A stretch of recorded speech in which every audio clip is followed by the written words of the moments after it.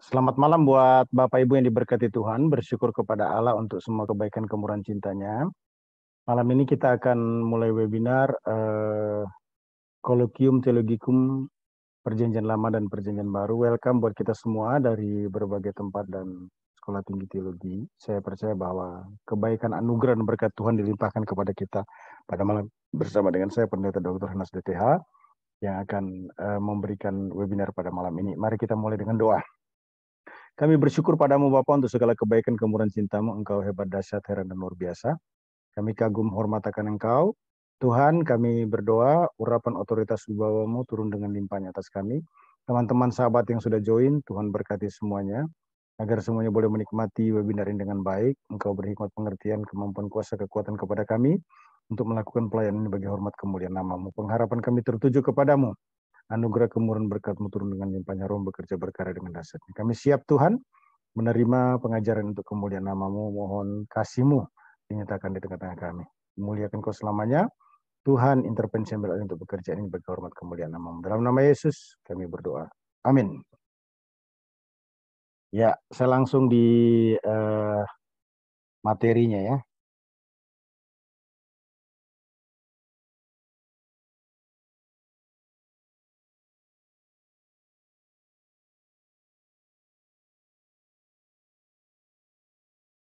Bisa lihat?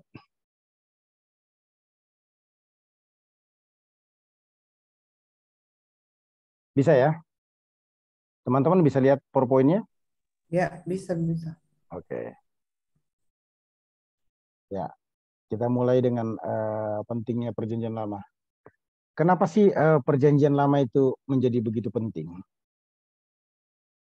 Nah, umat Kristen itu pada umumnya dapat menerima Alkitab Perjanjian Baru dengan mudah karena Alkitab Perjanjian Baru, maksud saya bisa memahami Alkitab Perjanjian Lama dengan mudah karena Alkitab Perjanjian Baru adalah dokumen yang memberi kesaksian tentang kehidupan, kematian dan kebangkitan dan pengajaran Kristus yang penuh kuasa. Nah, bagaimana gereja ada di dalamnya itu juga dijelaskan sebenarnya. Walaupun kita harus melihat secara bersama-sama bahwa gereja dalam perjanjian lama itu kan disebut misteri. Misteri itu artinya seolah-olah tidak ada sesuatu yang menunjukkan bahwa gereja akan lahir. Walaupun ada istilah-istilah dalam perjanjian lama yang dipaksakan dalam bahasa Ibrani untuk menunjukkan gereja seperti kahal misalnya gitu ya. Saya ada pada posisi menyatakan bahwa gereja itu muncul pada perjanjian baru. Tidak pernah ada dalam perjanjian lama. Dalam perjanjian lama itu disebut dengan istilah umat Allah. Dalam perjanjian baru disebut sebagai body Christ. Apa bedanya? Oh, beda. Israel dengan gereja itu dua hal yang berbeda. Itu tidak boleh dicampur adukan. Bahkan kalau boleh saya katakan, saya ada pada posisi yang membedakan antara Israel rohani dengan gereja. Israel rohani adalah orang Israel yang terima Yesus sebagai Tuhan dan Juru Selamat pribadi. Terus bagaimana dengan gereja? Ya gereja berbeda. Karena gereja itu body Christ Church. Church itu apa? Church itu orang kafir. Orang kafir itu apa? Orang yang tidak punya kitab. Orang yang tidak punya kitab itu apa? Semua orang yang bukan Yahudi. Dalam konsep perjanjian lama dan perjanjian baru, itu orang kafir. Jadi orang yang tidak kafir itu siapa? Hanya orang yang punya kitab. Siapa yang punya kitab itu? Ya orang Yahudi. Nah kita ini sebagai gereja ini kan diumpamakan seperti apa? Seperti tunas yang dicangkokkan. Jadi gereja itu lahir karena penolakan Israel terhadap pemanggilan khusus bagi mereka untuk menjadi saksi tentang keselamatan. Jangan lupa loh, perjanjian lama itu menjelaskan bahwa teologi misi itu seperti sentripetal. Artinya Tuhan itu hanya ada di Israel yang disebut YHWH. Nah terus bagaimana dengan orang yang non-Israel? Ya memang tidak punya Tuhan. Yang punya Tuhan itu hanya Israel. Nah tetapi dalam perjanjian baru teologi misi itu bukan lagi sentripetal tapi sentrifugal. Artinya apa? Tuhan bukan hanya ada lagi di Israel, tapi Tuhan itu sudah dimiliki ada di mana-mana. Karena kesempatan untuk mendapatkan perintah menyatakan Great Commission ataupun juga menyatakan keselamatan itu bukan lagi dibatasi oleh Tuhan terhadap bangsa Israel, tetapi kepada setiap orang yang mau menjadi saksinya. Nah, itu jangan lupa ya. Jadi perjanjian lama itu merupakan sesuatu yang tidak bisa dipisahkan dari perjanjian baru. Walaupun sebenarnya jantung perjanjian lama itu kan Mazmur 23. Jantung perjanjian baru itu kan Yohanes 3:16. Gitu ya. Nah, saya ulangi kembali bahwa church dalam perjanjian lama merupakan misteri. Sesuatu yang muncul, yang tidak dipahami, tidak dimengerti, sesuatu yang sangat misteri, nanti setelah manusia dapat dikatakan jatuh dalam dosa, maka ada Kejadian 3 ayat 15 yang disebut dengan proto-evangelium atau sel pertama dari penginjilan. Ya. Nah, oleh para misiolog itu disebut sebagai apa? Embrio daripada church. Tapi kalau kita perhatikan dari awalnya dalam Kejadian pasal 1 sampai pasal 2, itu kan peristiwa pradosa. Anda bisa cek Kejadian 1 sampai Kejadian 2 itu tidak ada dosa di situ. Nanti dosa itu muncul kapan? Dosa itu muncul dalam Kejadian 3 sampai Wahyu 20. Wahyu 21, 22 itu tidak ada lagi dosa. Jadi pradosa itu Kejadian 1, 2. Present dosa, kehadiran dosa itu Kejadian 3 sampai Wahyu 20. Pasca dosa itu nanti Wahyu 21 sampai dengan 22. Nah, sering umat bertanya ya, apa gunanya mempelajari kitab perjanjian lama? Bukan KPL lebih banyak berbicara tentang cerita usang. Cerita sejarah bangsa Israel, tentang raja-raja, nabi-nabi, tokoh-tokoh yang tidak ada hubungannya sebenarnya untuk kita. Apalagi zaman now gitu loh. Untuk apa sih belajar yang begitu-gituan? Seolah-olah tidak ada koneksinya ya. Tapi perlu kita pahami bahwa ada sesuatu yang bernilai spiritual yang perlu kita implementasikan dari kehidupan perjanjian lama. Jangan lupa loh, kita sebagai orang-orang yang belajar teologi bahwa tidak ada sesuatu yang dalam perjanjian lama itu tidak berkorelasi dengan PB. Dan jangan dilihat bahwa PL itu selalu berdiri sendiri dengan PB. Sehingga seolah-olah ada perlakuan khusus dalam PB yang berbeda dengan PL. Nanti sampai ada pemikiran begini, Tuhannya PL itu garang ya. Begitu loh. Tapi Tuhannya PB itu apa? Penuh kasih karunia. Oh, enggak begitu. Salah ya. Tuhannya hukum di dalam PL itu kawin mawin cerai boleh ya, tapi dalam PB itu enggak boleh ya. Oh, enggak begitu. Itu satu kekeliruannya.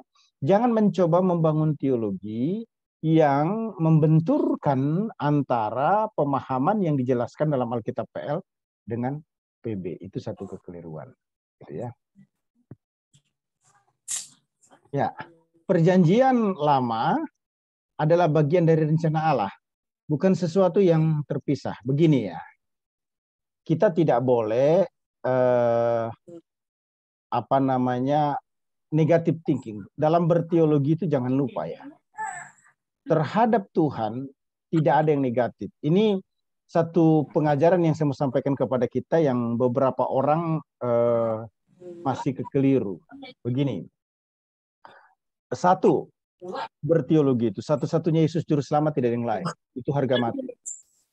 Terus setelah harga mati yang pertama ini maka ada hal yang kedua. Apa itu? Dalam berteologi itu tidak boleh berpikir tentang Allah itu negatif. Tentang Tuhan itu negatif. Itu keliru ya. Sangat keliru. Sangat keliru. Nah, kalaupun manusia jatuh di dalam dosa, itu tidak bisa disebut rencana Allah. Itu merupakan pilihan manusia. Dan dosa itu tidak pernah ada, melainkan satu akibat konsekuensinya yang diterima oleh manusia. Jadi dosa itu tidak pernah ada dalam rancangan Tuhan. Jangan sampai kita nanti berpikir Tuhan terlibat andil dalam perbuatan dosa. Nanti kita itu bisa ikut ateisme. Kenapa? Seolah-olah itu Tuhan itu apa ya? Tukang tipu. Kenapa tukang tipu? Dia buat dramanya, dia pemain aktor yang terhebat di dalamnya. Enggak begitu. Enggak begitu. Anda perlu tahu bersama dengan saya bahwa Tuhan itu superior, sang pencipta. Kita itu adalah inferior, pribadi yang dicipta, gitu ya. Jadi bahasa apa namanya kontemporernya apa? Tidak boleh dilupakan bahwa Tuhan itu pencipta, kita dicipta. Sehingga dengan demikian maka kita harus melihat ada batasan kita dengan Tuhan. Tuhan itu maha pengasih, kita cuma kasih. Tuhan itu maha tahu, kita cuma tahu. Tuhan itu maha berdaulat, kita cuma berdaulat. Namanya juga kita pribadi inferior. Dia adalah pribadi yang superior. Nah, caralah menyatakan dirinya kepada manusia itu dengan memberikan penyataan umum atau penyataan khusus itu ya. Penyataan itu apa, Toh? Penyataan itu bukan pernyataan. Penyataan itu tindakan Allah untuk menyatakan dirinya, memperkenalkan dirinya. Who am I, siapa saya? Nah, kalau secara umum itu lewat alam semesta, sejarah hati nurani, membuat manusia sadar bahwa ada sang kuasa. Itu penyataan umum. Nah, penyataan khusus itu apa? Melalui firman Allah dan Yesus Kristus. Bisa ya. Menyatakan diri, Allah menyatakan dirinya di dalam penyataan khusus. Nah, ini juga menghancurkan teologi yang berkata bahwa Tuhan kok bisa jadi manusia? Rendah sekali Tuhan. Oh, keliru. Keliru. Dia tidak mengerti yang namanya penyataan khusus, tidak mengerti yang namanya penyataan umum. Tuhan menyatakan dirinya itu tidak hanya dalam bentuk penyataan umum. Alam semesta yang tidak bisa diciptakan manusia. Hati nurani yang masih berpikir tentang kebaikan, belas kasihan, dan sebagainya. Tetapi juga ada penyataan khusus, yaitu tindakan khusus Allah menyatakan dirinya melalui apa? Firman maupun Yesus Kristus. Ya. Nah, dalam perjanjian lama itu Tuhan memakai para nabi, hamba-hamba Tuhan, ya, orang-orang yang diurapi dari latar belakang yang luar biasa, yaitu dari bangsa Israel ya, untuk menyampaikan penyataan-penyataan rencananya kepada manusia. Bisa dicek dalam Yesaya 49 ayat 6 ya. Nah, oleh karena itu sejarah lahirnya bangsa Israel itu Bapak Ibu dijelaskan betapa pentingnya Tuhan itu Immanuel dalam bahasa Ibrani itu ya. Im itu artinya dengan, nu itu artinya kita, ya, El itu artinya Allah. Jadi Allah dengan kita. Allah menyertai kita. Coba Bapak Ibu perhatikan kalau cerita tentang PL itu ya, selalu bicara tentang God with us, Immanuel, Allah yang menyertai, God bless, Allah yang memberkati. Ketika bangsa Israel jatuh dalam dosa, dia terpisah dari Tuhan, mengakibatkan mereka tidak diberkati. Nah, sejarah bangsa Israel itu memberitahukan tentang adanya Tuhan. Tidak mungkin Bapak Ibu Tuhan itu tiba-tiba muncul tanpa ada sejarahnya, itu tidak bisa dipahami, tidak bisa dimengerti.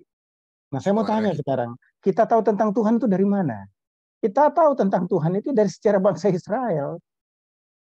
Siapa yang tidak suka sama bangsa Israel, yang mengutuki bangsa Israel, ya terserah. Tapi kita tidak boleh melupakan akar sejarah. Bahwa di dunia ini tidak pernah ada orang mengenal Tuhan kecuali bangsa Israel. Awalnya, begitu loh. Awalnya ya. Semua orang sepakat loh bahwa Abraham itu bapak dari segala orang beriman. Jadi yang punya Tuhan, maaf nih, yang pertama-tama itu ya memang diperkenalkan oleh Allah Abraham, Allah Isa, dan Allah Yakub. Begitu ya. Nah itu dapat kita pahami dari mana? Dari PL, tidak ada dari PB itu. Dari PL ya. Bagaimana Allah secara progresif menyatakan dirinya, menyatakan umat pilihannya itu bangsa Israel. Nah selanjutnya dipilihnya orang-orang Ibrani ya, dalam perjanjian baru dalam Roma 1 ayat 16 ya. Nah yang kedua mengapa penting, selain perjanjian lama adalah bagian dari rencana Allah, maka yang kedua adalah perjanjian lama adalah bukti akan kedaulatan dan kesetiaan Allah. Bagaimana Allah itu berdaulat, dijelaskan. Musuh-musuh bangsa Israel itu kan terlalu banyak. Tetapi ketika Allah ada di depan menjadi pahlawan, salah satu gelar untuk Kristus waktu Natal itu adalah El Gibor. Allah yang perkasa. Allah yang perkasa itu definisinya apa tuh? Seperti pahlawan yang perang tidak pernah kalah. Itu yang disebut perkasa. Yang disebut dengan El Gibor. Nah yang kedua, kesetiaan Allah. Kesetiaan Allah itu dalam bahasa Yunani itu setia itu keset atau ken. Keset atau ken itu apa toh? Dalam bahasa Ibrani itu diterjemahkan atau diartikan sebagai kasih setia yang teguh. Diumpamakan seperti ada dua orang, yang satu di bawah, yang satu di atas. Yang di atas itu begitu tinggi posisinya, sementara yang di bawah itu begitu rendah. Sehingga untuk bisa menjangkau yang rendah di bawah ini, sebutlah satu di atas meja, satu di bawah meja, maka yang dilakukan itu yang tinggi ini harus membungkukkan dirinya. Jadi yang disebut kesetiaan Allah itu adalah ken atau keset itu tindakan Allah membungkukkan dirinya untuk menyatakan anugerah atau belas kasihannya kepada manusia yang sebenarnya tidak layak, dan kekuatan kasih karunia itu atau kesetiaan Allah itu adalah karakter Allah itu sendiri. Nah, itu sebabnya ini sinkronis sekali dengan teologi yang menyatakan Allah setia sekalipun kita tidak setia. Allah tetap setia sekalipun kita tidak setia. Kita tidak setia, Allah tetap setia. Kenapa kok begitu? Kelihatannya secara manusiawi ini Allah ini apa ya? Kurang pinter, kurang cerdas, dibodohin oleh manusia. Salah. Karakteristik Allah itu ya memang apa? Setia. Dia tidak bisa tidak setia. Kok bisa begitu? Iya, karena memang sifatnya adalah setia. Sorry ya. Coba kita cek kepada diri kita masing-masing. Berapa banyak dosa yang Anda lakukan? Kalau Anda jadi Tuhan, kira-kira Anda mau menerima diri Anda lagi enggak? Halo? Ada yang mau kasih komen? Betul nggak? Ya? Ngaku dalam hati aja lah. Nggak usah ngaku lewat Zoom. Saya mau tanya gini. Kalau Anda melirik kepada diri Anda sendiri ya, atas perbuatan kesalahan dan dosa Anda, kemudian Anda jadi Tuhan dan menilai diri Anda mau terima diri Anda kira-kira? Secara sadar nih. Rata-rata kita berkata apa? Nggak mau. Kenapa? Saya ini kurang ajar banget. Terlalu banyak kesalahan pelanggaran dosa yang saya lakukan. Udah nggak kehitung. Nggak patut deh. Kalau saya Tuhan, saya menerima diri saya sendiri. Tapi, di dalam Tuhan Yesus Kristus, di dalam Yahweh, begitulah ya, di dalam Tuhan, itu luar biasa. Dia punya ken atau keset, kasih setia yang teguh. Itu sebabnya Yohanes 1:9 itu kan, 1 Yohanes 1:9 itu apa? Jika kita mengaku dosa kita, maka Allah setia dan adil sehingga dia mengampuni segala dosa kita, menyucikan kita daripada segala kesejahteraan. Itu bukti apa kesetiaan Allah? Yesaya 1:18. Demikianlah firman Tuhan, marilah kita berperkara. Sekalipun dosa merah seperti kirmisi akan menjadi putih seperti salju, sekalipun merah seperti kuning sumba akan menjadi putih seperti bulu domba. Oh, amazing. Luar biasa ya. Nah, di balik cerita perjanjian bangsa Israel itu, PL itu menjadi bukti penting akan kedaulatan Tuhan atas seluruh alam semesta yang diciptakannya, termasuk manusia. Bahkan sejarah itu dia yang sudah menentukan sebelum sesuatu terjadi. Semua ada dalam rancangannya. Tapi saya mau katakan lagi ya, satu hal yang tidak boleh keliru berteologi. Satu, ini berulang-ulang loh karena harga mati. Yesus satu-satunya juru selamat. Dua, Anda missing kalau masih menilai Tuhan itu ada sesuatu yang negatif. Termasuk apakah ini sifatnya koreksi atau penguatan? Ada tulisan yang berkata ketika Tuhan tidak dimengerti. Ada bukunya itu toh. Sehubungan dengan tsunami di Aceh waktu itu ya. Ketika Tuhan tidak dimengerti. Nah, yang saya mau sampaikan, keliru. Anda babak belur, jungkir balik, rusak pikiran dan hati nuranimu kalau kamu masih berpikir ada sesuatu yang bisa disematkan atau diidentifikasikan kepada Allah itu sebagai sesuatu yang negatif. Keliru besar. Nah, Allah turut bekerja dalam sejarah, termasuk juga ketika bangsa Israel tidak taat, ya, tetapi Allah tetap setia kepada janjinya Roma 3:3 ya. Nah, untuk Israel ini jangan lupa loh, Tuhan atau Allah itu dalam timetable-nya, dalam master plan-nya itu luar biasa banget. Luar biasanya apa? Israel ini tidak diabaikan, selesai di PL, jangan lupa loh. Israel itu tidak selesai di PL. Israel itu selesainya nanti di eskaton, di akhir zaman. Ada pengadilan khusus bagi Israel. Jangan lupa itu. Terus ada jatah khusus untuk Israel. yang berbeda dengan gereja. Makanya saya selalu berkata, Israel itu beda dengan gereja. Kenapa? Itu tidak bisa dilihat hanya dari satu sisi, tetapi secara keseluruhan. Sejak langit dan bumi diciptakan sampai nanti di akhir zaman. Ada perlakuan yang khusus terhadap gereja, ada perlakuan khusus terhadap Israel. Ada pengadilan khusus bagi gereja, ada pengadilan khusus bagi Israel. Ya. Nah, yang ketiga adalah perjanjian lama itu adalah tidak kelihatan ini ya. Sorry ya. Perjanjian lama adalah firman Allah ya. Kenapa perjanjian lama adalah firman Allah? Karena itu ditulis atas otoritas bawah roh Allah. Yang benar aja. Ada cendekiawan ngomong begitu sama saya. Pak, memangnya tuh Musa lihat langit dan bumi diciptakan kok ngomong Kejadian 1 ayat 1 pada mulanya adalah firman. Pada mulanya Allah menciptakan langit dan bumi. Memangnya tuh Adam pernah lihat Pak ular menggoda iblis dalam Kejadian 3 itu. Maksud saya Musa. Musa bisa melihat. Kan katanya Pentateuch Kejadian Keluaran 4 bilangan ditulis oleh Musa.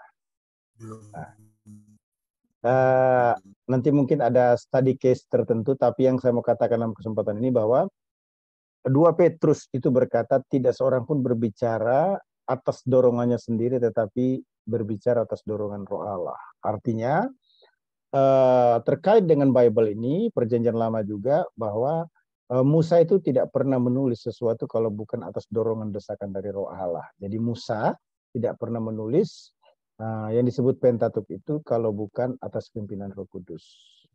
Jadi Musa sendiri atas otoritas Roh Kudus sehingga bisa menulis perjanjian lama. Itu salah satu contohnya dia Pentateuch ya. Di samping penulis kitab lainnya lagi ya. Baik, bukti pertama dari dalam Alkitab itu sendiri bahwa PL itu adalah firman Allah. Yesus sendiri itu mengutip PL. Jangan lupa loh, Matius pasal 4 ayat 1-11 itu pencobaan terjadi di padang gurun kan. Salah satu materi khotbah saya yang akan saya sampaikan di khotbah Natal adalah Sang Immanuel. Sang Kenosis. Sang Kenosis itu siapa? Yesus. Kalau Anda cek Matius 4 ayat 1-11 itu bicara tentang Yesus sebagai manusia sejati, bahkan di ending ceritanya itu di ayat 10 sampai dengan 11 kira-kira begitu, bagaimana malaikat itu datang melayani Yesus karena Yesus memenangkan pertempuran dengan kuasa iblis setan setelah mencobai dia. Ya. Jangan lupa loh, pencobaan terhadap pribadi Yesus Kristus itu adalah pencobaan yang manusiawi, sesuatu yang normal.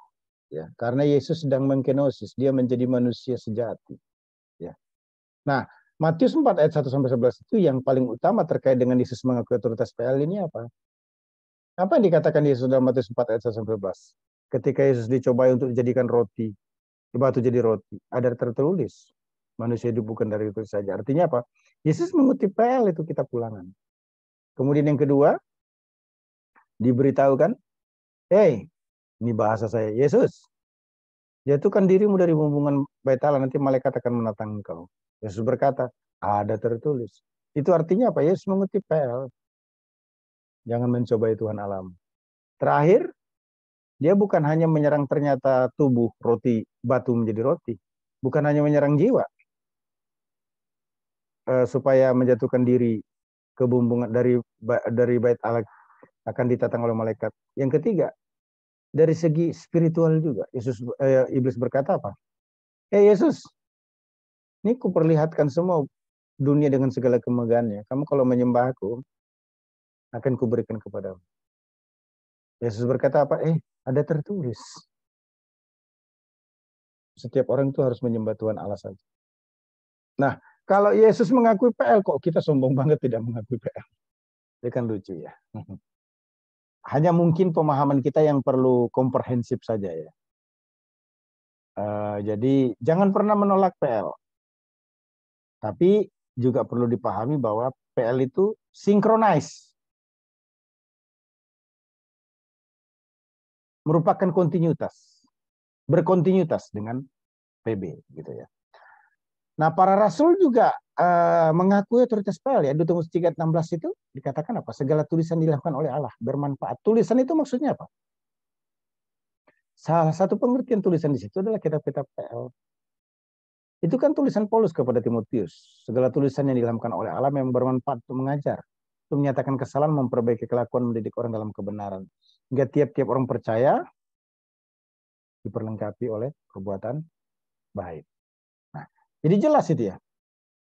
Mau para rasul, mau Tuhan Yesus juga mengakui akan eksistensi daripada perjanjian lama itu. Nah, bapak-bapak gereja juga mengakui itu ya, tentang eksistensi PL. Nah, dengan demikian kalau begitu, kenapa kita harus mempermasalahkannya? Tidak perlu kita mempermasalahkannya. Ya. Kita hanya perlu menerimanya. Begini, ada problem memang di zaman sekarang ini.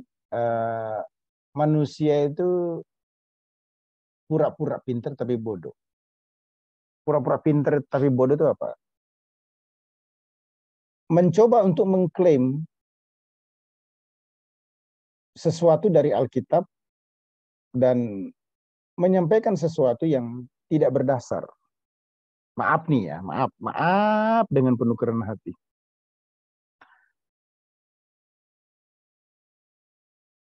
Semestinya orang yang tidak belajar teologi dengan matang itu jangan sok-sokan buat webinar teologi ya.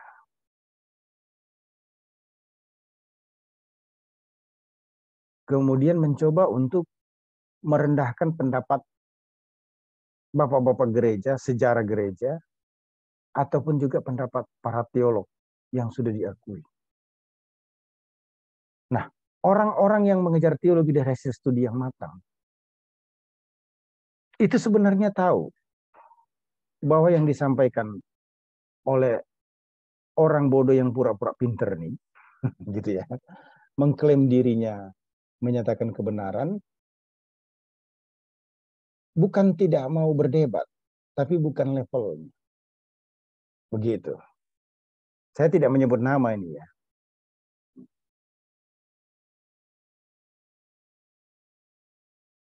Yang sangat disayangkan apa? Orang-orang ini tidak matang dalam belajarnya. Saya juga tidak bermaksud orang yang sudah punya gelar teologi itu harus menghakimi, merendahkan orang-orang yang belum selesai dalam belajar teologi. Bukan begitu maksud saya. Tapi klaim-klaim teologi itu bukan ranah atau area yang semestinya disampaikan oleh orang yang belum matang dalam berteologi. Begitu ya. Nah, di era kebebasan ini kan rating itu menjadi hal yang penting bagi YouTuber ya. Sehingga banyak orang itu bicara yang aneh-aneh, yang ringan, yang masuk akal, itu justru bisa lebih mudah diterima dibanding dengan yang rumit, jelimet, tapi itu yang benar. Itu memang problemnya. Alkitab kan sudah ngomong sebelumnya, banyak orang itu suka mengumpulkan pembicara-pembicara, pengajar-pengajar yang menyenangkan telinga. Oke, selanjutnya bukti internal tadi itu kan merupakan hal yang paling utama. Artinya Alkitab berkata tentang dirinya sendiri, yaitu PL adalah firman Tuhan. Yang kedua itu adalah bapak-bapak gereja itu mengakuinya. Jadi bapak-bapak gereja itu mengakui, nanti dibaca buku-buku para filsuf di abad-abad awal itu ya. Nah, Allah juga memberikan inspiration kepada para penulis perjanjian lama itu, jangan lupa ya. Mengapa saya katakan demikian? Sebab kalau Anda ngecek seluruh PL itu tidak ada satu kata atau ayat pun yang bertentangan satu dengan yang lainnya. Kalaupun tampaknya ada sesuatu yang keliru, itu kita belum menemukannya saja sebenarnya ya. perlu waktu untuk bisa lebih mendapat informasi keterangan yang akurat. Kemudian secara praktis terbukti bahwa kitab PL itu menjadi standar kebenaran. Iya, jangan berzina, itu ajaran PL itu. Jangan mencuri, itu ajaran PL itu. Jangan membunuh, itu ajaran PL itu. Ya, ingat dan kuduskanlah hari Sabat, itu ajaran PL.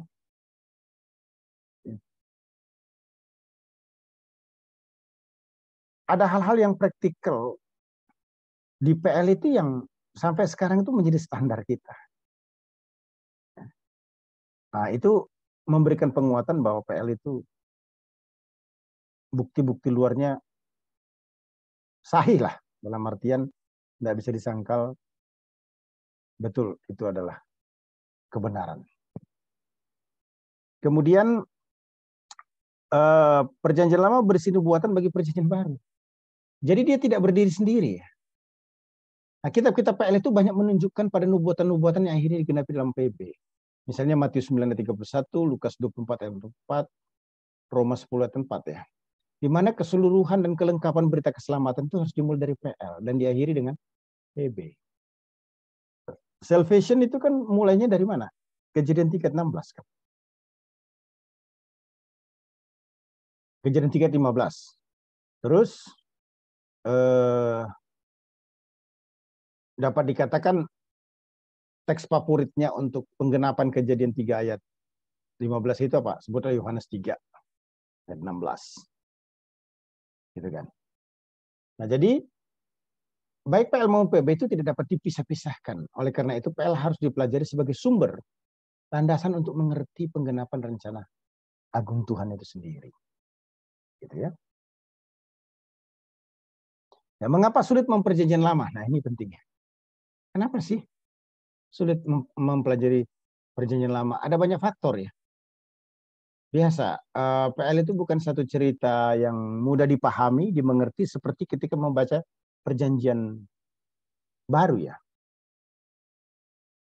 Ada faktor-faktor penghambat yang kadang-kala menyulitkan kita untuk mengerti berita PL. Misalnya apa? Halangan bahasa. Halangan bahasa ya. Halangan bahasa maksudnya apa? Nah, kitab-kitab PL itu disampaikan dalam bahasa Ibrani yang kadang tidak jelas. Kalau diterjemahkan ke dalam bahasa Indonesia itu tidak semua kata dalam bahasa Ibrani itu bisa diterjemahkan secara komprehensif dalam bahasa Indonesia. Ya. Yang kedua apa? Masalah budaya. Budaya.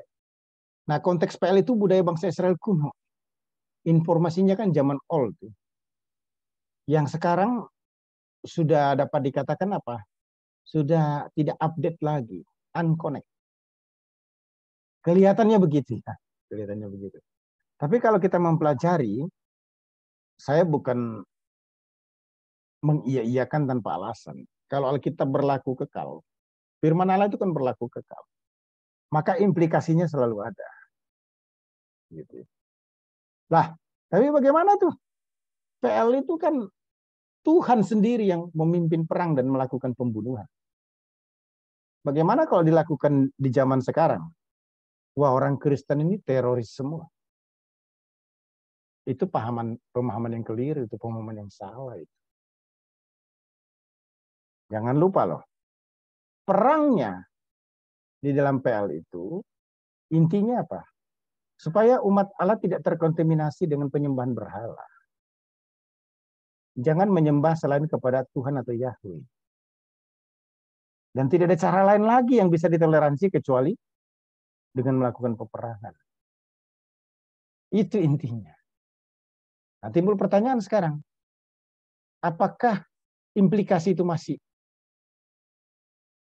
diterapkan dengan metode yang sama? Berbeda. Kita di zaman sekarang ini mendapatkan kesempatan atau peluang untuk menyembah Yesus Kristus dengan lebih bebas. Kalaupun ada hambatan rintangan, tidak harus solusinya membunuh. Bahkan dalam perjanjian baru, Yesus memerintahkan barang siapa kehilangan nyawanya akan memperolehnya. Barang siapa mempertahankan nyawanya, ia akan kehilangan nyawanya. Begitulah. Ini hal yang perlu dipahami dengan baik ya, secara komprehensif. Jangan salah itu ya. Ya, kemudian ada lagi yang namanya halangan ketekunan. Ya, karena PL itu jelimet. Ya lagi-lagi buku lama yang seolah-olah tidak terupdate sudah harus ditinggalkan. Males gitu ya. Apa maksud cerita teks ini? Ya lagi-lagi ini permasalahan ketekunan ya, yang perlu dikalahkan. Tapi jangan lupa, PL itu adalah firman Tuhan yang mana langit dan bumi akan lenyap, tapi PL itu tetap berlaku selama-lamanya. Nah, halangan praduga yang salah. Sering kita memiliki praduga yang salah terhadap PL sehingga kita cenderung hanya memilih berita yang kita sukai dan kita mengerti, kemudian mengabaikan isi berita PL itu sendiri ya. Oke.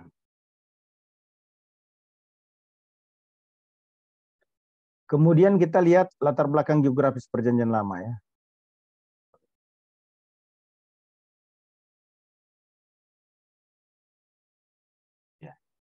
Mengapa penting mempelajari latar belakang geografis perjanjian lama?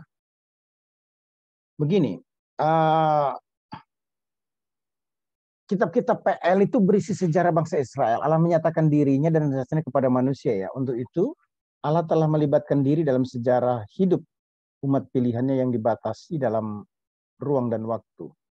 Nah, kisah sejarah bangsa Israel dalam kitab-kitab PL itu bukanlah karya sastra yang direka-reka dan direncanakan oleh pikiran manusia. Itu sebabnya kita patut bersyukur ya, bahwa Alkitab itu unik dibandingkan dengan kitab-kitab suci yang lainnya. Kenapa? Karena Alkitab itu menyebut banyak sekali nama-nama tempat yang memang pernah ada di dunia, itu bisa di cross check kembali ya. Nah, itu sebabnya ada dua alasan penting untuk mempelajari latar belakang geografis dunia PL ya. Yang pertama itu apa? Untuk menjadi bukti sejarah umat Allah dalam perjanjian lama adanya sejarah yang sungguh terjadi di satu tempat, suatu waktu. Nah, Anda kalau pergi ke Holy Land itu bukan cuma wisata spiritual ya, tapi juga ingin menguatkan hati nurani ataupun juga memberi kesaksian bahwa apa yang ditulis dalam PL itu betul loh, ada bukti sejarahnya. Yang kedua supaya kita dapat mengerti dan menginterpretasi teks Alkitab ya, dengan lebih baik. Nah, ada ribuan nama tempat, gunung, sungai, bukit, laut ya, dalam Alkitab sehingga diperlukan pengetahuan yang cukup tentang data-data geografis tersebut. Sehingga kita bisa dapat menafsirkannya dengan tepat. Kemudian terkait dengan ruang lingkup geografis PL. Nah, adapun lingkup geografis PL ini dapat dilihat dari beberapa sisi. Yang pertama itu geografis secara fisik. Ini berhubungan dengan bumi secara fisik, gunung, sungai, lembah, dan struktur tanah, angin, ataupun cuaca. Nah, semua ini jangan lupa mempengaruhi bagaimana masyarakat hidup di daerah itu. Tipe bangunan rumahnya, tipe pekerjaannya, gaya hidupnya, dan lain-lain. Belakangan ini saya banyak ada di Sulawesi ya. Sulawesi Tengah itu dekat sekali dengan Sulawesi Utara. Tapi gaya berbicara orang Sulawesi Utara itu berbeda dengan gaya berbicara orang Sulawesi Tengah. Dari nadanya, terus kelembutan berbicaranya, intonasinya, jarak dari satu kata ke kata yang lain. Gitu ya. Maaf nih. Lebih mudah mungkin mengkomparnya begini. Cara berbicara orang, mohon maaf ya kalau salah ya. Sekali lagi mohon maaf nih. Tapanuli dengan orang Jawa Solo atau Jawa Tengah itu berbeda. Kenapa? Itu ada faktor geografinya.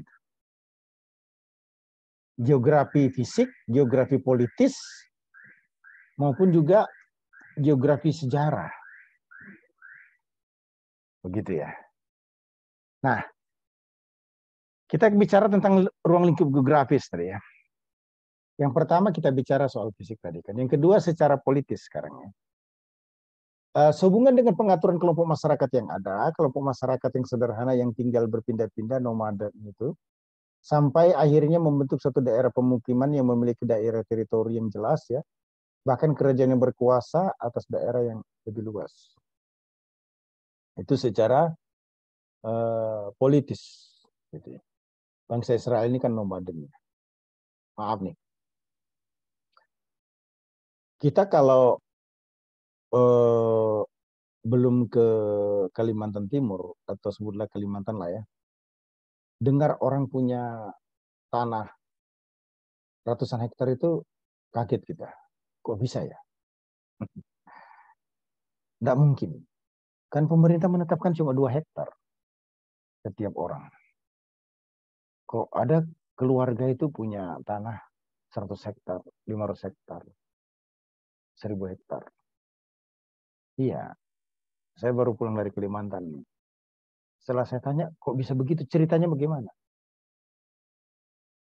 Masuk akal sih alasannya. Jangan lupa loh, sebelum Indonesia merdeka, nenek moyang kami orang Dayak ini, sudah menjaga kelestarian hutan. Walaupun kami berladang dengan cara berpindah-pindah. Jadi sebelum Indonesia merdeka, itu orang Dayak itu di Kalimantan itu sudah menjaga hutan dengan baik. Itu sebabnya teman-teman kita yang dari Kalimantan ini sangat dimungkinkan bisa punya tanah itu lebih dari 2 hektar. Tentu dalam satu keluarga besar. Gitu ya. Oke. Kemudian geografi secara sejarah. Berhubungan dengan perkembangan sejarah masyarakat dalam satu tempat, dalam satu waktu, Alkitab mencatat di mana dan kapan Allah menyatakan diri rencananya pada umat pilihannya itu begitu jelas ya. Itu bisa lebih dalam lagi dalam teologi PL. Baik, kita masuk di makna teologis latar belakang sejarah geografis PL ya. Wilayah Tanah Kanaan kalau kita perhatikan itu memiliki porsi muatan makna teologis yang sangat besar dalam seluruh perjanjian lama ya. Karena Tanah Kanaan merupakan komponen utama dalam perjanjian Tuhan ya. Dengan bangsa umat pilihan dari Israel. Ini dimulai ketika Abraham dipanggil untuk menjadi misionaris pergi ke tanah yang Tuhan akan berikan kepadanya dan keturunannya, yaitu tanah perjanjian ya, dalam Kejadian 11 ayat 31 maupun pasal 12 sampai dengan pasal 12 ayat 10 ya. Nah, wilayah tanah perjanjian itu disebutkan ya, mulai dari sungai Mesir sampai ke sungai besar itu, yaitu sungai Efrat, Kejadian 15 ayat 18 ya. Dan janji itu dikonfirmasi lagi kepada Ishak dalam Kejadian 26 ayat 3 dan juga kepada Yakub ya dalam Kejadian 28 ayat yang ke-13. Nah, luas tanah yang dijanjikan Tuhan kepada Abraham tidaklah jelas batasnya. Namun dapat dipastikan lebih luas dari negeri Kanaan. Karena ketika Lot memilih untuk tinggal di lembah Yordan yang subur, banyak air di sebelah timur, Abraham tinggal di Kanaan, di mana disitulah Tuhan berkata kepada Abraham, pandanglah ya, sekelilingmu dan lihatlah dari tempat engkau berdiri itu ke timur dan barat, utara dan selatan, sebab seluruh negeri yang kau lihat itu akan kuberikan kepadamu dan kepada keturunanmu untuk selama-lamanya. Itu bisa dicek dalam Kejadian 13 ayat 14 sampai dengan ayat yang ke-15 ya. Nah, ratusan tahun kemudian ketika Musa mengingatkan bangsa Israel itu akan tanah perjanjian ya. Akan tanah perjanjian, Tuhan telah berikan kepada mereka. Musa menjelaskan batas-batas tanah itu sebagai sesuatu dalam bentuk pernyataan apa itu? Majulah. Gitu. Itu perintah Tuhan. Majulah, berangkatlah, pergilah ke pegunungan orang Amori dan kepada semua tetangga mereka di Araba Yordan, di pegunungan, di daerah bukit, di tanah Negeb dan di tepi pantai laut, yakni negeri orang Kanaan dan ke gunung Libanon sampai Efrat, yaitu sungai besar itu. Ketahuilah, aku telah menyerahkan negeri itu kepadamu, masukilah, dudukilah, negeri yang dijanjikan Tuhan dengan sumpah kepada nenek moyangmu, yakni Abraham, Ishak dan Yakub, untuk memberikannya kepada mereka dan kepada keturunannya. Ulangan 1 ayat 7-8. Dan saat itu bangsa Israel telah menduduki tanah bahkan sampai ke Transyordan yang lebih luas dari tanah perjanjian. Nah, kalau kita perhatikan itu Yosua adalah orang yang berhasil ya memimpin umat Allah untuk mencapai tanah perjanjian.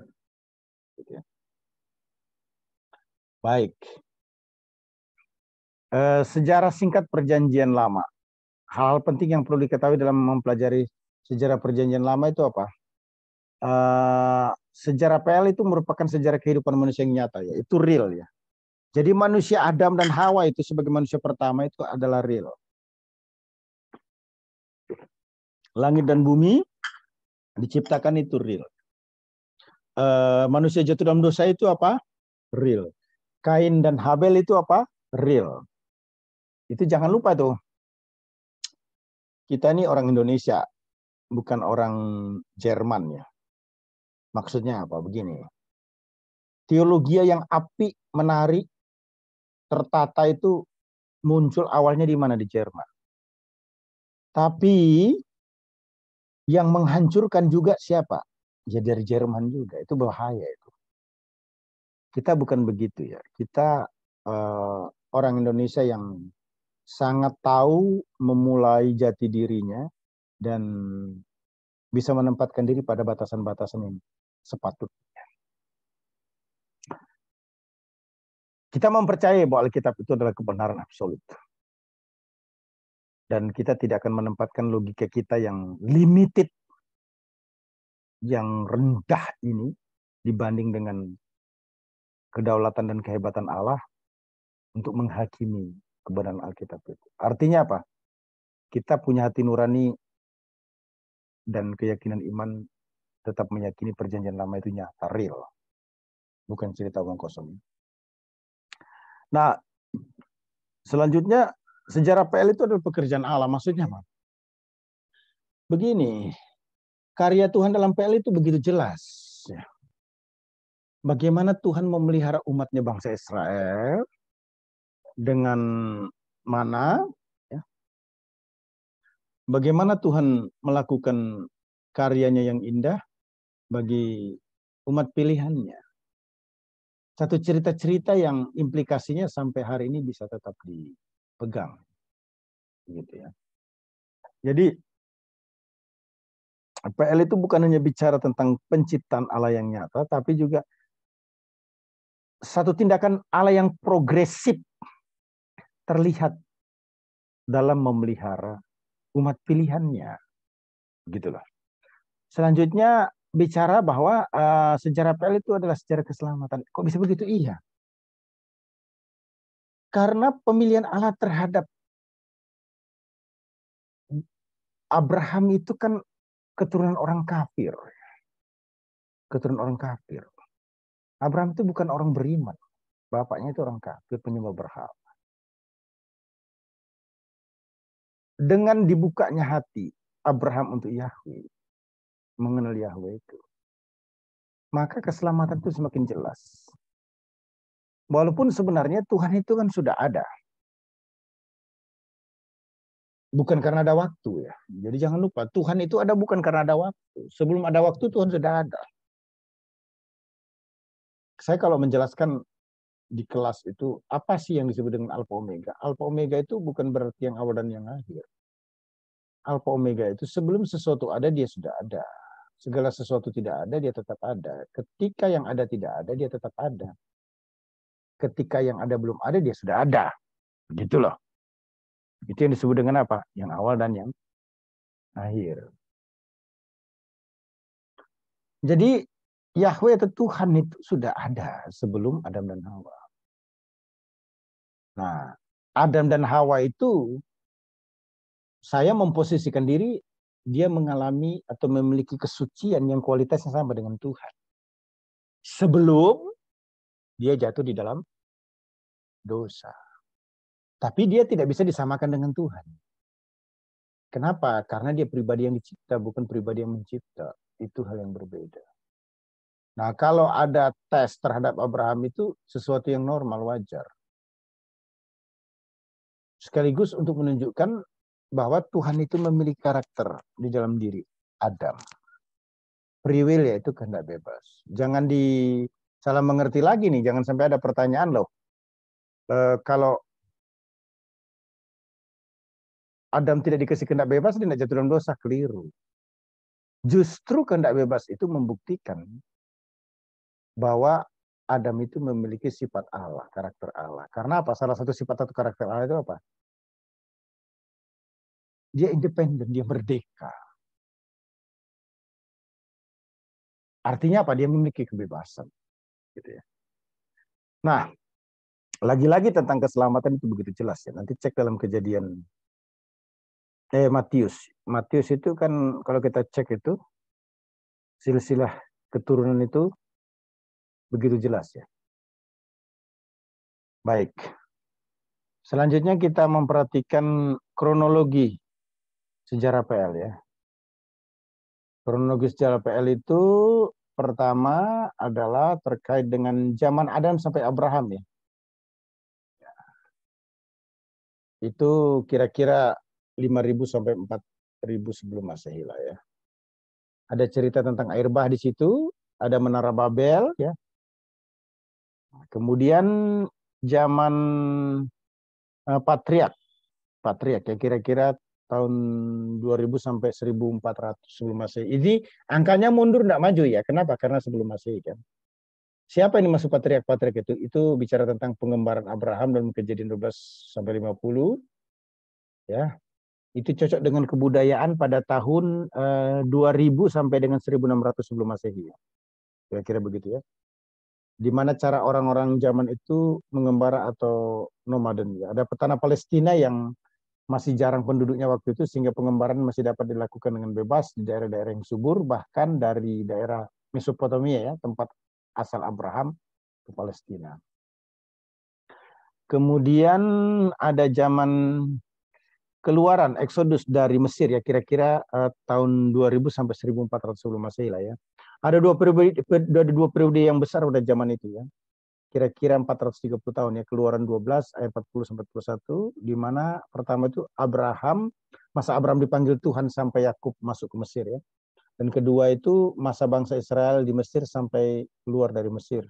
Itu diprediksi tahun 1290 sebelum Masehi itu diperkirakan sebagai tahun keluarnya atau eksodusnya bangsa Israel dari Mesir ya. Di mana diperkirakan waktu itu umur Musa 80 tahun.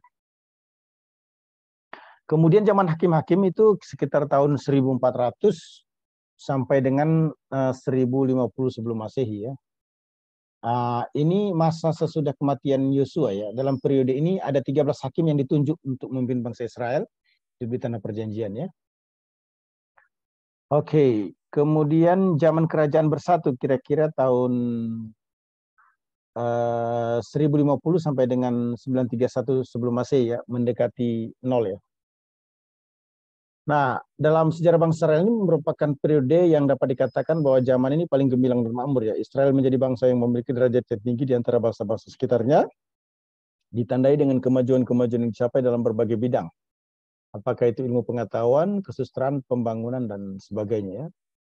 Ada sistem pemerintahan yang bersifat teokrasi, yaitu kepemimpinan yang langsung dari Tuhan ya. Mulai ditinggalkan oleh bangsa Israel, nah, Tuhan mengizinkan mereka memiliki raja sendiri untuk memerintah karena kedegilan hati bangsa Israel. Tetapi Tuhan memberikan peringatan yang jelas ya, bahwa mereka akan menyesal di kemudian hari.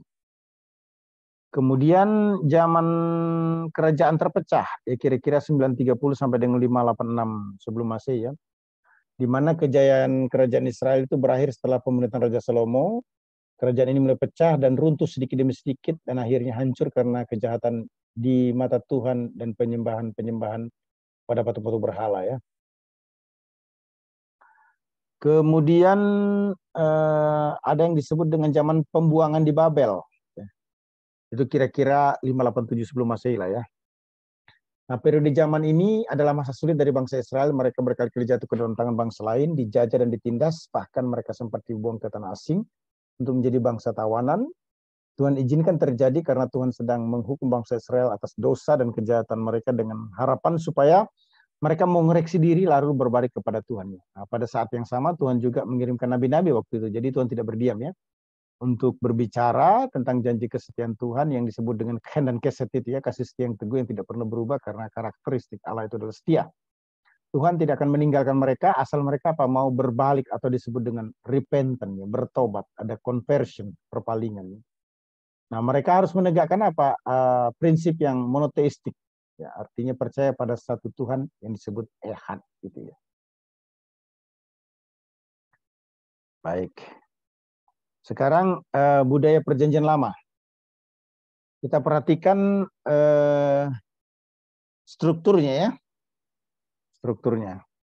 Struktur masyarakat dalam perjanjian lama itu keluarga itu menjadi unit utama dalam struktur masyarakat perjanjian lama karena memang sejak dari semula Tuhan mulai rencana penebusannya melalui satu keluarga yaitu keluarga Abraham, dan keluarga Abraham ini dipanggil Tuhan ya untuk membangun suatu hubungan istimewa dengan satu perjanjian yang disebut dengan covenant-nya. Itu sebabnya anggota yang termasuk dalam perjanjian ini disebut keturunan jasmani Abraham, ya, keturunan Ishak dan keturunan Yakub.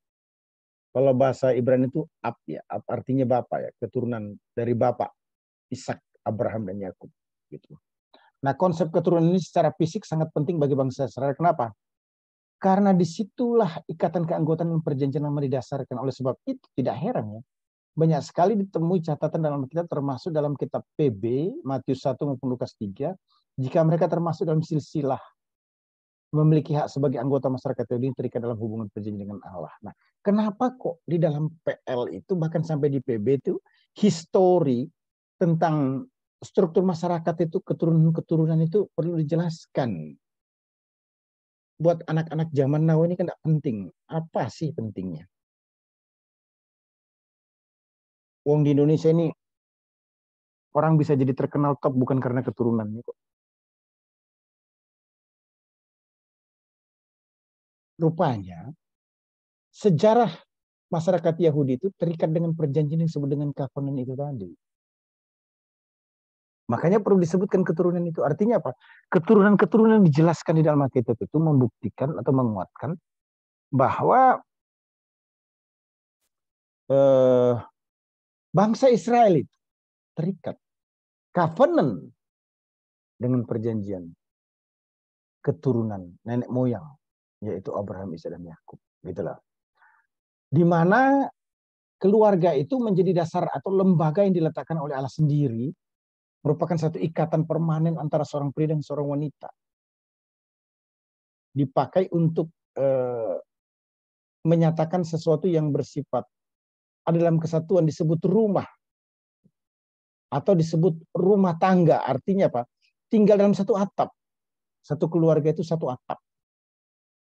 Satu atap rumah yang disebut dengan rumah tangga. Nah, itu sebabnya PL seringkali keluarga itu tidak hanya dipahami sebagai suami istri dan anak, tapi keluarga itu lebih cenderung pada perluasan. Suami, istri, anak, bahkan sampai keturunan kedua dan ketiga. Gitu loh. Bahkan budak-budak juga itu yang dekat itu dianggap sebagai apa? Keluarga. Nah, sampai sekarang itu kan kita merasakan. Ada orang yang kita anggap sebagai keluarga. Intinya tekanannya apa sih? Bukan hanya bicara tentang kedekatan. Tetapi ada poin lain yang perlu diperhatikan bahwa itu masuk dalam struktur.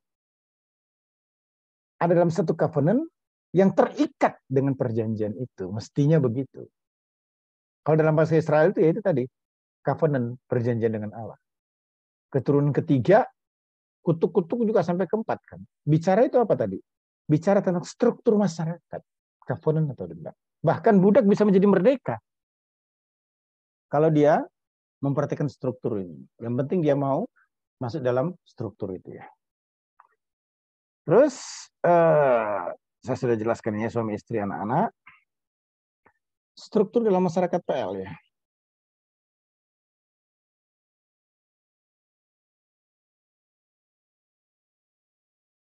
Strata dalam masyarakat PL. Ada beberapa ya. Pertama itu kelompok masyarakat yang berpengaruh. Itu tua-tua agama, kepala rumah tangga, disebut juga para pemuka, pembantu-pembantu raja, dan juga para pahlawan. Nah, di Indonesia juga ada itu. Tidak bisa dipungkiri. Tokoh-tokoh agama itu memainkan peran yang penting dalam membangun bangsa dan negara. Itu disebut apa? Kelompok-kelompok masyarakat yang berpengaruh. Terus yang kedua itu adalah penduduk asli setempat yang memiliki tanah dan tinggal sebagai penduduk asli di Palestina. Kemudian penduduk asing, para pendatang ya, orang bebas bukan budak ya, tetapi memiliki hak sebagai warga negara Palestina. Kemudian ada juga yang disebut kerja upahan. Tidak memiliki tanah, hidup sebagai orang yang bekerja dengan upah. Kemudian apa? Pedagang. Orang asing yang datang untuk berdagang memangnya. Kemudian budak-budak. Bukan hanya orang Israel saja yang miskin, ya, tapi juga perlu diperhatikan pendatang asing juga hidup sebagai tawanan perang. Ada perbudakan, salah satu kebiasaan cara hidup perjanjian lama itu. Budak-budak itu sampai digantungkan nama di telinganya yang menunjukkan siapa yang menjadi tuan daripada budak tersebut. Oke, kemudian kita perhatikan sistem ibadah perjanjian lama ya. Nah, kalau kita perhatikan karakteristik penyembahan kafir itu, dia memiliki banyak Tuhan yang disebut dengan dewa. Karena kebanyakan agama kafir itu adalah politeistik. Nah itu sebabnya kenapa kok Israel itu dia politeistik bukan, Israel itu monoteistik bukan politeistik. Kok harus tajam sekali tuh? Iya, yang membedakan antara orang kafir dan tidak kafir itu monoteistik dan politeistik. Penekanan kepada ehad itu membuktikan bahwa Israel itu beda dengan orang kafir yang politeistik, gitu ya. Kemudian mereka menyembah kepada patung-patung atau gambaran-gambaran yang menyerupai binatang, manusia, dan benda-benda lain sebagai simbol akan alam mereka. Nah, kalau kita perhatikan, ini mengalami pengembangan juga sampai di silent period, masa senyap itu di antara PL dan PB sekitar 400 tahun itu. Dari satu sisi ini positif, tetapi positifnya lebih sedikit dibanding dengan negatifnya. Sebenarnya penyembahan kepada patung-patung itu, gambaran-gambaran binatang, manusia, dan benda-benda lain itu ingin membuktikan bahwa manusia itu butuh yang adikodrati. Hanya ada penyimpangan, semestinya kepada Yahweh saja, atau kepada Tuhan yang ehad itu kan. Tapi ini karena menolak Tuhan yang ehad itu, maka harus ada ekspresi bentuk yang lain, yaitu menyembah kepada patung-patung atau gambaran-gambaran yang menyerupai. Selanjutnya, keselamatan adalah usaha manusia untuk melepaskan diri dari kecenderungan berbuat dosa. Nah, itu sebabnya manusia berusaha sedemikian rupa membersihkan dirinya yang berlumur dosa itu dengan perbuatan baik. Lagi-lagi saya tidak menentang perbuatan baik. Orang yang sudah terima Yesus itu wajib berbuat baik sebagai bukti keberimanannya kepada Tuhan. Nah, tapi ini berbeda orang kafir ini, yang bukan umat Allah ini. Ada usaha untuk melepaskan diri dari kecenderungan berbuat dosa melalui perbuatan-perbuatan yang sakral, semedi, berpuasa, dan sebagainya. Menyentuh sesuatu, tidak menyentuh sesuatu yang bersifat dunia. Padahal itu keliru. Apa yang ada di dunia ini merupakan resources yang Tuhan izinkan untuk kita pakai bagi penjangkauan jiwa baru. Pengampunan dosa itu hanya dikerjakan oleh kematian Kristus. Dan kita hanya tinggal menerima pengampunan Kristus dan memohon berbuat dosa, memohon pengampunan kalau kita sudah berbuat dosa. Ya. Mereka percaya bahwa persembahan yang mereka bawa kepada ilah-ilah mereka dapat memberikan kekuatan gaib yang akan menghindarkan mereka dari kecelakaan atau bahaya. Ya, kita mengakui ada kuasa supranatural ya, selain kuasa adikodrati yang dimiliki oleh Tuhan. Lawannya Tuhan itu kan hantu. Apakah betul ilah-ilah itu bisa berbuat sesuatu? Iya, dia punya kekuatan gaib. Ini kan demonologi, roh jahat. Apa nih? Anteknya setan, anteknya iblis ya. Gitu ya. Oke. Sistem pendidikan PL. Ya. Ya, saya kira next meeting saya akan sampaikan sistem pendidikan PL ini, atau nanti saya berikan lewat videonya ya, untuk mempermudah kita supaya kita mengalami lompatan pembelajaran yang lebih cepat, karena ini kan pertemuan hanya 5 kali ya. Ya, saya berikan kesempatan buat kita, masih ada beberapa menit untuk ruang tanya jawab. Silakan.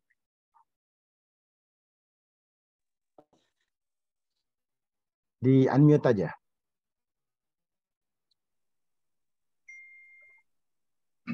Pak Anas, mau nanya dong. Ya, silakan. Ya, tadi kan Pak Anas udah singgung-singgung soal keturunan. Sepertinya penting sekali gitu keturunan. Nah, di dalam apa namanya Kejadian 3:15 tadi kan juga disebut juga keturunan wanita sama keturunan ular. Nah, keturunan ular ini siapa gitu? Sedangkan di Perjanjian Baru kita ketemu lagi keturunan ular beludak. Bisa nggak kira-kira dijelaskan korelasinya gitu? Karena ini keturunan ini, apa benar? Ya, yang dimaksudkan keturunan di situ yaitu Alkitab. Makanya saya bilang tadi kan ada kata-kata di dalam, saya belum melihat naskah Ibraninya, tapi para teolog setuju bahwa yang dimaksudkan dengan keturunan ular itu menunjuk kepada iblis ya. Sedangkan keturunan perempuan itu menunjukkan kepada siapa? Kristus. Begitu. Tapi bukan dalam pengertian keturunan benar-benar ya, tapi pengikut ya. Itu tadi saya katakan bahwa keturunan yang dimaksudkan di situ dipahami sebagai iblis yang berperang ya melawan Yesus Kristus yang disebut dengan keturunan perempuan. Jadi keturunan perempuan di situ menunjuk kepada pribadi Kristus. Ya. Sementara coba dibaca Kejadian 3 ayat 15 supaya teman-teman semua bisa dengar dengan baik ya. Nubuatan itu coba. Silakan Pak, bisa dibacakan Pak. Oh, ya, sebentar. Kejadian 3 ayat 15 ya. Ya. Aku akan mengadakan permusuhan antara engkau dan perempuan ini, antara keturunanmu dan keturunannya. Keturunannya akan meremukkan kepalamu dan engkau akan meremukkan tumitnya. Iya, tumit dan kepala, itu kan perempuan dan engkau, ya kan? Engkau di situ menunjuk kepada siapa? Menunjuk kepada iblis. Perempuan di situ menunjuk kepada Kristus, begitu kan? Iya. Jadi sebenarnya itu secara komprehensif bicara tentang apa? Bicara tentang klimaks daripada kematian Kristus yang menyelesaikan dosa. Nah, makanya disebut apa? Itulah sel pertama dari penginjilan. Nah, kalau kita definisikan penginjilan itu kan yang disebut Injil itu apa toh? 1 Korintus 15 ayat 3 dan 4 kan. Sebab yang sangat penting telah aku sampaikan kepadamu ialah bahwa Kristus telah mati karena dosa-dosa kita sesuai dengan kitab suci. Bahwa ia telah mati dan dibangkitkan pada hari yang ketiga sesuai dengan kitab suci. Bahwa ia telah dikubur kayak bangkit dan menampakkan diri sesuai dengan kitab suci. Itu yang disebut dengan Injil. Jadi inti Injil itu apa toh? Berita tentang Yesus mati, bangkit, naik ke surga. Gitu. Nah, dari Kejadian 3:15 itulah para misiolog kemudian beranalogi bahwa itu adalah satu bentuk nubuatan akan lahirnya gereja, gitu ya, lahirnya gereja. Cuma kan kalau kita cek setelah Kejadian 3:15 itu kan ada nggak cerita panjang tentang lahirnya gereja setelah Kejadian 3:15? Belum ada. Justru masih bicara tentang apa? Israel kan? Iya. Nanti baru ada nubuatan, misalnya Yesaya gitu ya. 700 tahun sebelum Yesus lahir, tentang lahirnya Juru Selamat disebut Bapa yang kekal Raja Damai. Ya, Yesaya 9:5. Paling perkasa, kan? Paling perkasa Bapa yang kekal, kan begitu kan ceritanya kan? Nah, tetapi itu belakangan, jangan lupa loh, itu kitab Yesaya itu. Tapi setelah kejadian 3:5, kejadian 3:15 itu, apakah langsung bicara tentang gereja? Apakah bicara langsung Yesus? Tidak. Gambaran tentang gereja itu masih samar-samar. Nah itu sebabnya saya katakan tadi apa? Gereja itu misteri. Sesuatu yang susah dipahami, yang hanya ada dalam isi hati Allah. Nanti kita baru tahu ada gereja. Gereja itu apa tuh? Gereja itu apa? Gereja itu kan body Christ. Gereja itu kan church. Church, body Christ church. Nah, tubuh Kristus satu church. Gereja itu kapan? Nggak pernah muncul itu kecuali Matius berkata ketika Petrus ditanya, menurut kamu siapa aku nih? Dan Petrus berkata, engkau adalah Mesias, anak Allah yang hidup. Ya, saya sudah puji Tuhan selesai mempersiapkan bahan khotbah saya untuk Natal ini. Satu gereja yang mengundang saya. 3 garis besarnya. Garis besarnya itu Yesus sang Mesias, Yesus sang Kenosis, Yesus sang Immanuel. Gitu ya. Nah, itu yang bisa saya sampaikan dalam kesempatan. Silakan, kalau ada pertanyaan lagi. Kita masih ada 12 menit ya. Silakan. Iya, saya Silakan Pak Sumual, silakan. Iya, karena penciptaan yang karena kita kan perlu untuk konfirmasi bahwa apakah ciptaan yang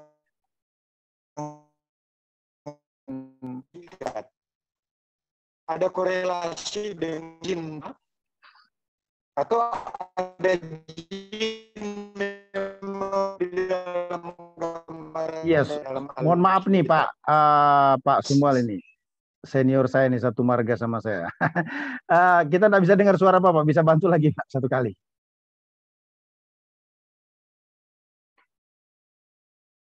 Atau di chat aja, atau di chat. Di chat saya pasti baca. Penciptaan yang real. Iya. Oke. Chat aja di chat nanti. Oke, di chat nanti saya balas, saya baca. Oke, next line, silakan. Nanti saya baca pertanyaan Pak John di Sumual. Silakan. Oh, Pak Ketua ada nih, Pak Ketua STT Batra Josias.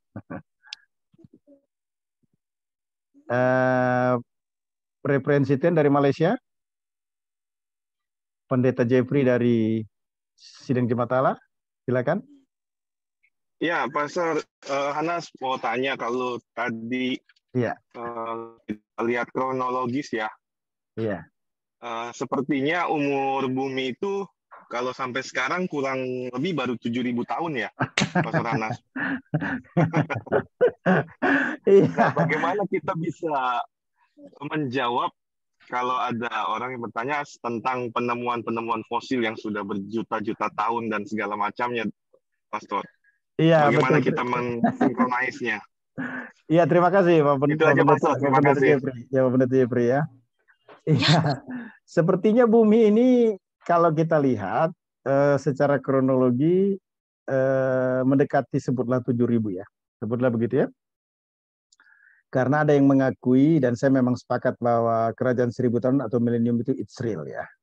Sebutlah tahun 2000 itu tahun terakhir perhitungan. Sekarang kan sudah 22 ya. Jadi sudah lebih dari 22 tahun lah. Kalau diprediksi dunia ini cuma 7.000 tahun. Nah, bagaimana dengan teori-teori Big Bang, teori-teori karbon dan sebagainya ya. Maaf nih, saya bukan arkeolog, tapi saya pernah bertemu dan berbicara langsung dengan Profesor Dr. Stanley Heath, seorang profesor yang sangat paham tentang bumi dan sebagainya.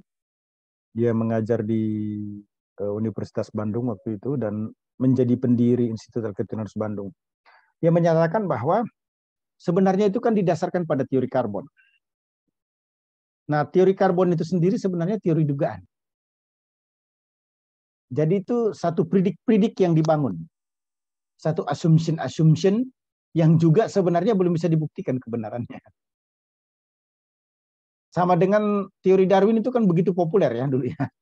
Setelah kita cek, ternyata Darwin sendiri konon katanya menarik pernyataannya. Tetapi muridnya yang mempopulerkan teori Darwin itu. Jadi Darwin sendiri sudah menarik itu. Manusia kera itu. Teori manusia kera itu.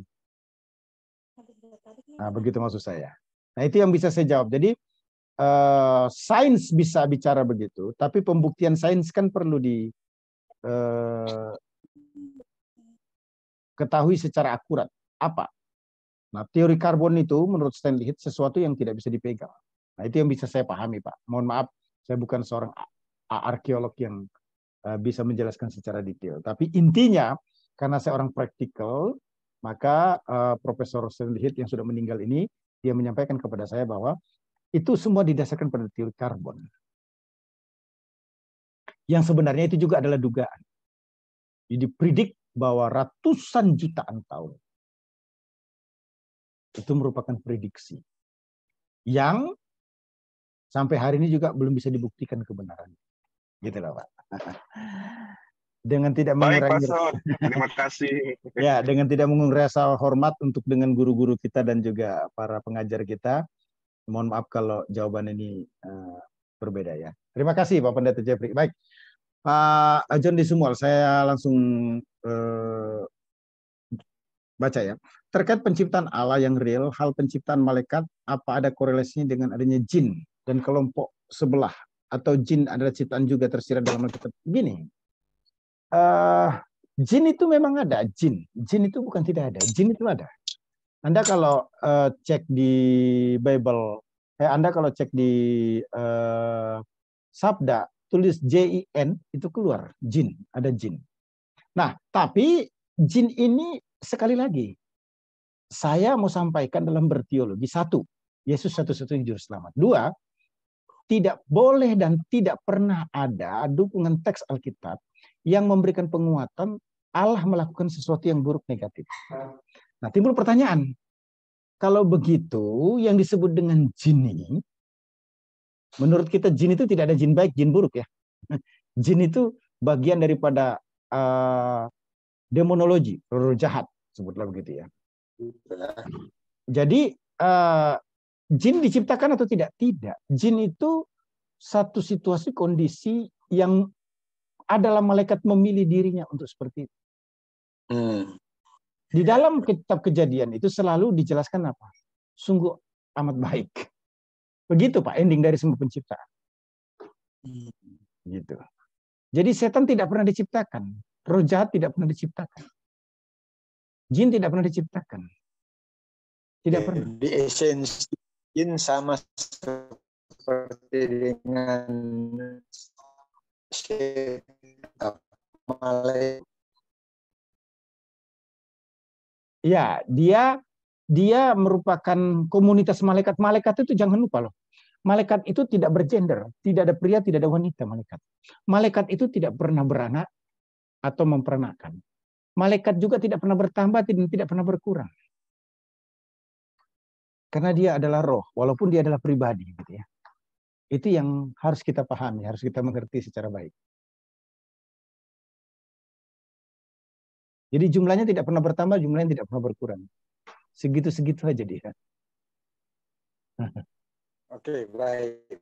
Terima kasih. Oke, masih ada waktu, silakan. Mau bertanya Pendeta? Iya, silakan. Karena ini semua pergi di suasana Natal, kan banyak sekali pendeta sampai saat hari ini saya mendengar bahwa di tiap ibadah-ibadah Natal mereka berkata kurang lebih 2000 tahun lalu bumi ini diciptakan. Saya ingin bertanya bahwa kalau memang kurang lebih 2000 tahun yang lalu bumi ini diciptakan, sedangkan mau menghitung saja umur yang ada di Alkitab, seperti Metusalah, kalau saya tidak salah, di umur hampir 1000 tahun kan, 960. Sedangkan banyak sekali pengkhotbah sekarang, minta maaf ya, banyak sekali pengkhotbah sekarang, apalagi di suasana Natal, saya mendengar mereka masih berbicara tentang kurang lebih 2000 tahun yang lalu. Mungkin yang dimaksudkan kelahiran Kristus mungkin ya. Jadi kelahiran Kristus itu kan disebut Masehi kan. Masehi itu kan sebenarnya akhir daripada sebelum Masehi. 1 Masehi itu kan berarti apa? Mulai terhitung kelahiran Kristus. Sebab penanggalan itu kan tahun 1 itu dimulai kapan tahun 1 itu? Tahun 1 itu dimulai terhitung dari kelahiran Yesus Kristus. Walaupun ada yang berpendapat sebenarnya Yesus itu lahir tanggal 4 April. Gitulah. Ada pendapat yang berkata demikian, tapi itu kan perdebatan-perdebatan yang panjang yang membutuhkan referensi. Jadi mungkin yang lebih tepat itu apa? Sekitar 2000 tahun yang lalu Yesus lahir. Tapi bukan dunia ini diciptakan, Yesus lahir mungkin ya. Mungkin begitu. Kalau Yesus lahir memang iya sekitar 2000 tahun yang lalu. Kenapa? Karena 1 Masehi itu kan merupakan tahun di mana Kristus lahir, diprediksi begitu kan. Dan umumnya itu diterima. Nah, kira-kira begitu. Terima kasih. Silakan, masih ada yang lain?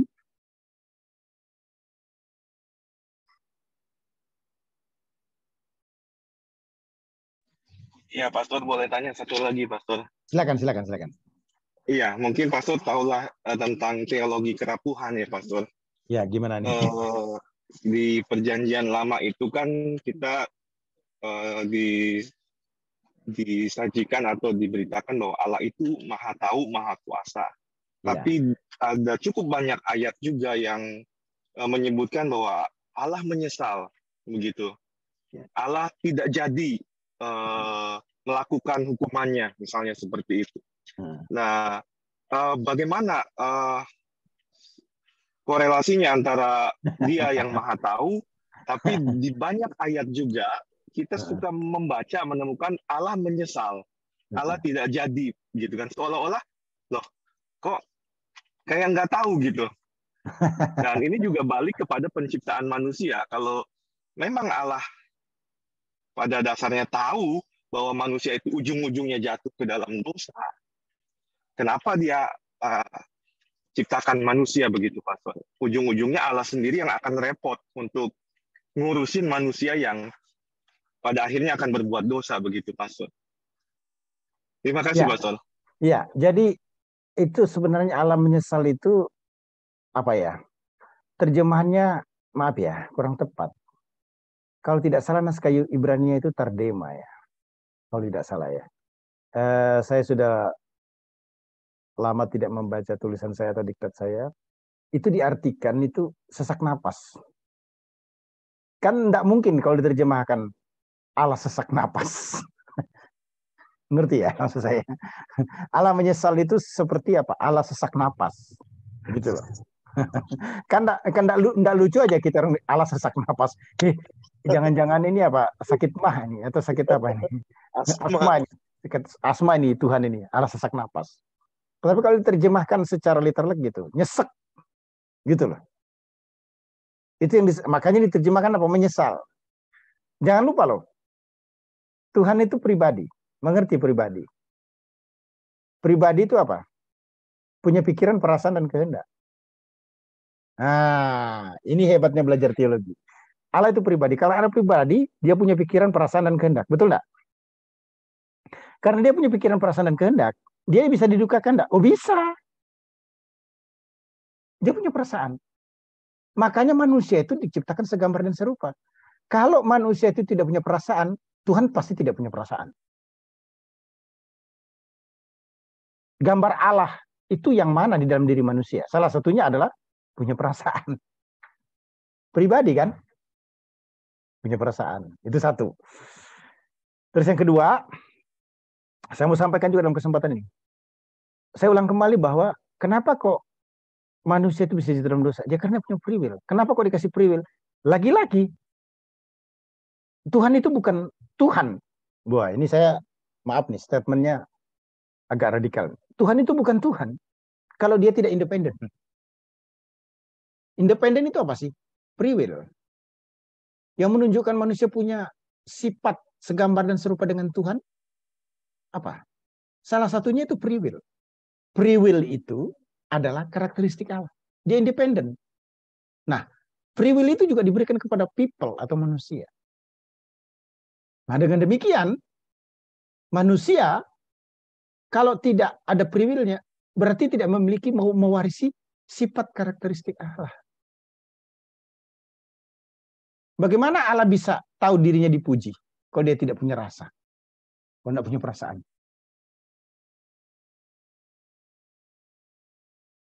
Makanya saya bilang, kolokium teologi PL dan PB ini sebenarnya menguak. Saya berharap banyak bahwa pertemuan-pertemuan kita ini merupakan satu diskusi-diskusi di mana Bapak Ibu bisa membuat pertanyaan yang liar. Ya. Tidak usah takut. Pertanyaan yang liar itu apa? Satu pertanyaan yang terpendam selama ini, yang tersimpan dan malu atau belum ditemukan jawabannya. Nah, ini ajangnya di webinar kolokium teologi PL dan PB ini. Begitu maksud saya. Sekali lagi bahwa kejatuhan manusia dalam dosa tidak bisa dikatakan Tuhan andil di dalamnya atau intervensi. Tidak. Atau kenapa kok Tuhan tidak membuat manusia itu tidak jatuh? Tidak bisa. Justru kebebasan yang ada pada manusia itu menunjukkan Allah konsisten memberikan free will kepada setiap setiap manusia, terutama manusia Adam. Dan tes itu tidak bisa dihubung-hubungkan dengan kedaulatan Allah. Tidak bisa. Kenapa?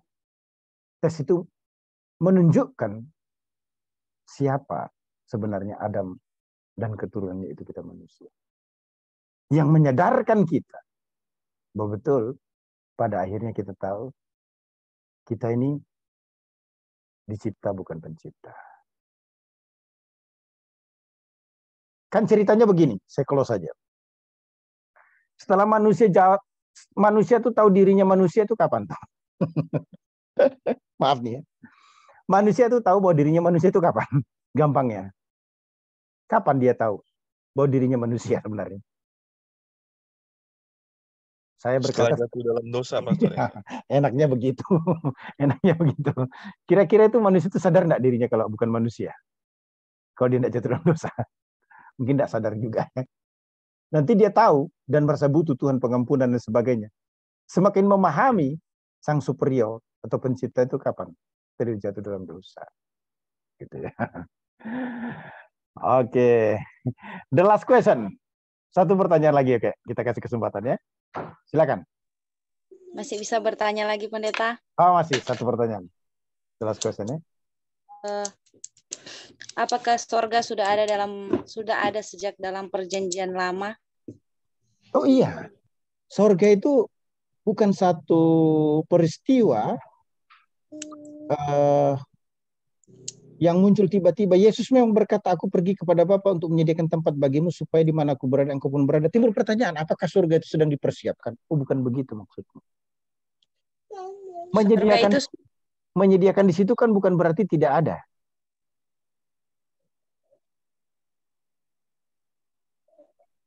Itu kan terjemahan bahasa Indonesia.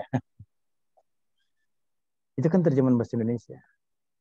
Nah, berarti kalau surga sudah ada sejak dalam perjanjian lama, surga itu kan dikatakan tempat yang kudus kan, Pendeta? Terus? Nah, di dalam kitab Ayub pasal 2 saya mendapati bahwa saya baca ayat 1, Ayub 2 ayat 1, pada suatu hari datanglah anak-anak Allah menghadap Tuhan, dan di antara mereka datang juga iblis untuk menghadap Tuhan. Saya garis bawahi tentang kata iblis datang untuk menghadap Tuhan. Sedangkan sorga itu sudah ada sejak dalam perjanjian lama. Dan sorga itu adalah tempat tinggal Tuhan. Kalau memang sorga itu kudus, dan sorga itu adalah tempat yang paling mulia, sedangkan dijelaskan di dalam kitab Ayub ini, iblis datang untuk menghadap Tuhan. Apakah tempat itu sorga atau di mana? Yang perlu ditanyakan, sorga hipen itu place, tempat, atau suasana? Tempat, DP tempat, Dang. Ini kan dikatakan iblis itu datang menghadap Tuhan, berarti ini tempat. Apakah yang dimaksudkan di situ, iblis menghadap Tuhan itu, dari mana kita tahu bahwa iblis menghadap Tuhan itu, iblis masuk di surga? Apakah itu pemahamannya atau? Itu jangan sama dengan begini. Karena saya tidak makan, maka saya lapar. Oh, tidak semua begitu. Mungkin saja orang tidak makan tapi sudah kenyang. Itu tidak sama juga. Kenapa saya tidak menikah? Bukan berarti karena saya tidak suka lawan jenis. Mungkin saja saya tidak menikah karena memang saya bertarat. Nah, sama dengan itu juga. Jadi jangan berpikir karena Tuhan berhadapan dengan iblis sehingga iblis itu ada di surga. Tidak begitu. Konteksnya tidak begitu. Nah, jadi begitu ya. Nah, maksud saya begini. Surga itu merupakan tempat yang kudus, di mana setelah iblis setan jatuh, dia tidak bisa ada di situ lagi. Nah, timbul pertanyaan, bagaimana dengan diskusi itu? Nah, itu yang perlu dicek, perlu pengkajian lebih jauh lagi. Jadi begini, dalam berteologi, dalam kolokium teologi, kolokium itu kan artinya percakapan lanjutan. Bisa dikatakan tuh kalau dalam kelas bahasa Inggris apa? Advance gitu kan. Satu diskusi. Makanya saya suka pertemuan ini sebenarnya lebih banyak diskusi gitu loh. Advance. Kelas advance gitu loh. Kelas advance. Nah, kita diskusikan sesuatu yang out of the box. Satu pertanyaan-pertanyaan yang liar yang mungkin selama ini tidak berani ditanyakan ataupun juga belum ketemu jawabannya. Saya ulang lagi kan. Dan di sini adalah tempatnya. Ayo, saya sampaikan lagi kepada Ibu Pia bahwa Tuhan itu sudah menciptakan surga dari bukan ada di PB, bukan ada di PB ya. Nah, kalau begitu kapan surga itu? Surga itu sudah ada bersama dengan Allah itu sendiri, Tuhan itu sendiri. Karena surga itu kekal. Langit dan bumi itu kan diciptakan pada waktu tertentu. Aduh, ini sorry ya, mohon maaf nih ya. Berteologianya kok membuat Anda semacam jadi bingung, tapi tenang saja. Jadi gini, langit dan bumi itu diciptakan kapan? Pada waktu yang tidak bisa ditentukan, tapi tidak bersifat kekal. Termasuk malaikat yang diciptakan itu sebelum langit dan bumi ada, tapi tidak di dalam kekalan. Makanya di-compare, langit dan bumi akan lenyap. Begitulah. Tapi firman atau Allah itu sendiri kekal adanya. Ya, terima kasih ya. Kita akhiri pertemuan ini. Apa kabar Pak Ketua, Pak Pendeta Ronald Sumigar? Apakah sudah sehat nih? Bisa tutup. Baik, puji Tuhan. Terima kasih. Tolong didoakan Pak. Oke deh. Untuk proses pemulihan kesehatan. Oke, kita berdoa ya. Thank you ya. Mari kita berdoa bersama-sama kalau begitu ya. Kami bersyukur untuk webinar pertama Kolokium Teologikum PL dan PB ini. Terima kasih untuk teman-teman sahabat dari berbagai tempat, dari berbagai negara. Kasih karuniamu hebat, dahsyat, dan luar biasa. Tuhan diberkati kami semua, dan Rabu kami akan lanjutkan ini dalam kebaikan cintamu. Kami berdoa khusus untuk ketua kami, Ketua STT Batra Josias, hambamu Pak Pendeta Ronald Sumigat. Dalam pemulihan kesehatan, Tuhan menyembuhkan secara total, beri damai, sukacita, ketenangan, istri, anak, mantu, cucu, dalam kebaikan kasih sayang Tuhan. Pekerjaan, pelayanan, harapan dan mimpi kerinduan dibuat Tuhan berhasil. Puji syukur hanya bagimu Bapa. Doa kami mengakhiri webinar ini bagi hormat kemuliaan nama-Mu. Dalam nama Tuhan Yesus kami berdoa. Amin.